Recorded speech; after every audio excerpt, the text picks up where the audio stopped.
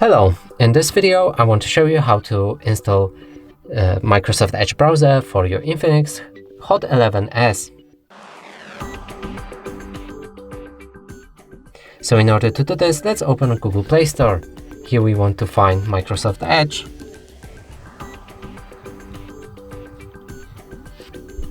Select it, install it, and then open it. Here we'll be able to customize it, so you can sign in to turn on synchronization between all the devices. I'm gonna do it later. You can set up for your data sharing preferences, so accept or not. And from here we can already start browsing, so let's open, for example, Facebook. And as you can see, it works perfectly. And that's it for this video. Hope you like it. Please consider subscribing to our channel, leave a like and a comment below.